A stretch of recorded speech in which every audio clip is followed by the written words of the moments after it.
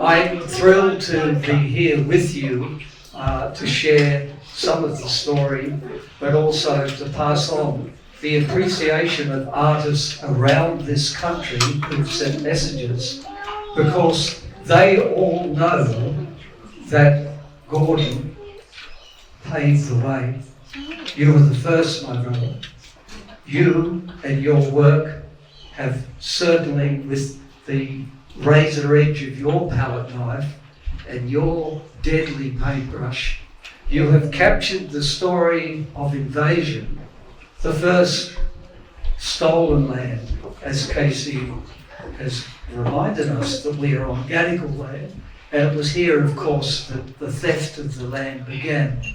And in capturing that invasion story, there is not a moment in this country that someone will not look into your paintings and be moved in their conscience to know the truth, because your work it's a call for truth and justice, and your paintings speak to the necessity of recognition and of responsibly honouring the ancestral story that, as Casey reminds us, those longer timelines, the custodianship here for countless millennia. As a storyteller myself and a journalist, when I would walk into the old ABC studios at Oslo, I would often stand there transfixed when I would look up, and there was one of the Wildflower series. And you could go to the National Gallery or the New South Wales Art Gallery or to a wall on Parliament House, and each time I've seen people standing and thinking so deeply about your work. Nonetheless, I was surprised to come across a book, and on the cover of this book about poetry, I saw your paintings. And I was even more surprised that the author's name on this book was of an American literature professor at my wife's old alma mater, the University of Maryland. Wow. And I began to think that maybe you can judge a book by its cover with this great painting, because I discovered that this American, obviously a wanderer with an open mind and an open heart, had come to appreciate your work and the power of your work, because Professor Jason Rudy, who is here from across the sea to launch this retrospective, had realised that through your art he could help tell the world, now as your biographer, working on your life's work and your life story, he could tell the world about what the invasion series was all about. He could explore the impact through literature and art of the colonial damage, and of how to this day the trauma across generations remains in this country. So it is my great honour to introduce to you tonight from across in Maryland, the United States of America, Professor Jason Rudy. Wow.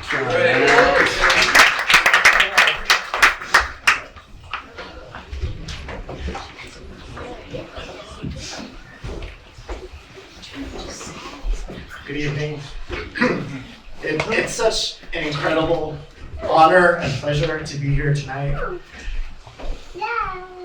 to celebrate Uncle Gordon's work and to officially open this retrospective, Syron's Wars. My name is Jason Rudy. I'm a professor of English from the University of Maryland, and I've always been grateful to be welcomed here in Australia, and in particular on Gadigal land in the city of Sydney. I would like to acknowledge the traditional owners and their custodianship of these lands on which we meet tonight, and pay my respect to their ancestors and their descendants. And I would additionally like to acknowledge the Piscataway people, whose ancestral lands encompass much of the state of Maryland, where I live and work. Over the last several years, while researching the biography Gordon and Elaine asked me to write, I have heard consistently from those I've interviewed how deeply, how profoundly Gordon Syron has influenced the Australian art world. Indigenous artists across multiple generations have testified to me about the crucial role Gordon has played in their own development. Not only their development as artists, but as politically aware artists. Artists emboldened to take risks and speak the truths that art at its greatest has the capacity to speak. I remember vividly my own first encounter with a Syron painting and the political truths I immediately perceived in that moment. It was 2007, almost 20 years ago, and I had just arrived in Sydney for the first time, along with a class of 18 college students from the States. These are students I was responsible for. It was terrifying.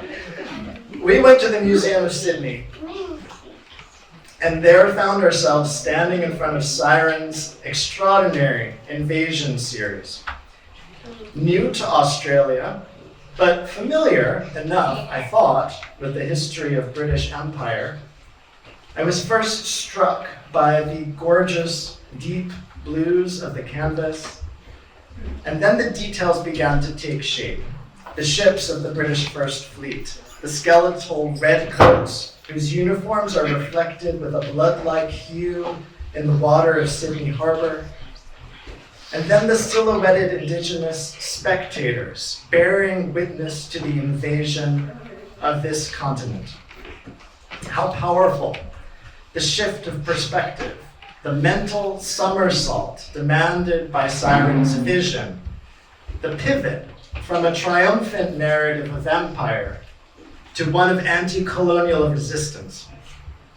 Like many of Syron's canvases, the invasion series grabs hold of the spectator. It grabbed hold of me. Think again, his work insists. Look more carefully. And I say these words standing right next to Judgment by His Peers, which more than almost any of his other canvases does that work of demanding a reconsideration, a deeper thinking. And it is such an honor to be here, I can hardly say. So in the last 2 weeks, leading up to this evening, as my country has launched yet another unnecessary war in yet another part of the world, I have been reflecting on the title of this retrospective and what it asks of us as attendees. Syron's Wars. Unlike wars of aggression, such as what we've seen recently in Venezuela and Iran, Syron's wars are wars of resistance. Resistance to systemic inequities, whose histories reach back to the initial invasion of this continent. Syron's life work calls out and resists the indigenous dispossession and genocide of the 18th and 19th centuries. It resists the continued horrors of the modern era, the stolen generations, a legal system grossly racist in its structure, and persistent inequities in education, healthcare, and political representation. One thinks of the struggle against apartheid in South Africa and against enslavement in the American Civil War. Like those conflicts, Syron's wars are just wars. Wars that we all ought to feel compelled to fight, and that Syron's paintings call out for each of us to fight. But it isn't only resistance we find in Syron's canvases. I find there as well deep optimism and empathy. An empathy and optimism rooted in the belief that change is possible. Jury by His Peers, here tonight representing the earliest period of Syron's career, succeeds as a painting in part because it believes deeply in the capacity for human change.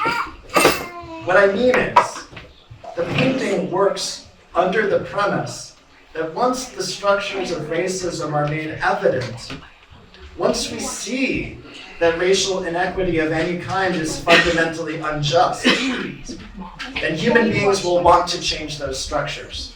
Will want to do something about the inequity. Great art can play the role of truth teller in a world that often wants to avoid the most difficult truths. And Gordon Syron is an artist truth teller extraordinaire, pushing us to see what's difficult and inspiring us to do something about it. I consider myself fortunate to have learned both from him directly and from his art, and I trust that all of you here tonight feel similarly. I welcome you then to this retrospective. I thank everyone who's had a hand in making it possible, most especially John Mundine, Adrian Newstead, and of course, Gordon and Elaine. It is a joy to be here with you all and to celebrate Gordon's powerful work. And so is